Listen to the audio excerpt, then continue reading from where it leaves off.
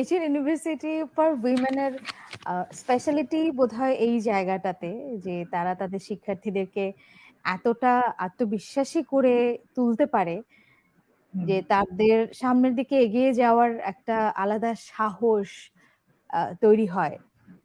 হার না মানার একটা সাহস নিজেদের মধ্যেই তৈরি হয়। আমরা অদ্বিতীয়া যাদের সঙ্গেই কথা বলি তাদের সবারই আম একই রকমের মনোবল প্রত্যয়।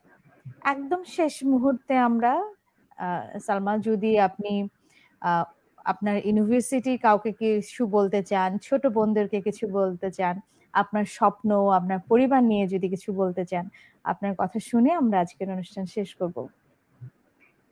হ্যাঁ, আমি অলরেডি ফার্স্টে মেনশন করলাম যে আমার ড্রিম হলো আমি non communicable disease mainly hormonal কোনো ডিসঅর্ডারের উপরে আমি রিসার্চ ফিল্ডে যেতে চাই বিকজ এখনো পর্যন্ত হরমোনাল কোনো ডিসঅর্ডারের কিউর এখনো আসে নাই। সো এইসব ডিজিজের ক্ষেত্রে প্রিভেনশন ইজ বেটার দেন কিউর। প্রিভেনশনই সবচেয়ে প্রিভেনশন করাই হলো সবচেয়ে বুদ্ধিমানের কাজ। কিন্তু আমাদের দেশের মানুষজন এসব জিনিস নিয়ে খুব একটা অ্যাওয়ার না, খুব একটা সচেতন না, জানেন না। যেমন মেইনলি এখন অনেক বেশি ডায়াবেটিক্স এর অনেক বেশি প্রিভিলেন্স বাড়তেছে বাংলাদেশে, মানুষজন খুব একটা অ্যাওয়ার না হওয়াতেই। তো আমি চাই মানুষজনকে অ্যাওয়ার করতে।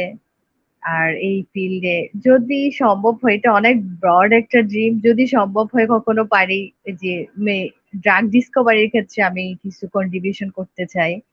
আর AUW কে যদি বলি, AUW ছিল আমার কাছে একটা পুরা প্যাকেজ, আমার লাইফ প্যাকেজ। আমার কি বলবো, শুধু এক কথা, আমার পুরা লাইফই চেঞ্জ করে দিছে AUW। আমি খুবই গ্রেটফুল AUW এর কাছে, সাথে প্রথম আলো আর আইডিএলসির কাছে যে আমাকে অতিথি হিসেবে সিলেক্ট করার জন্য।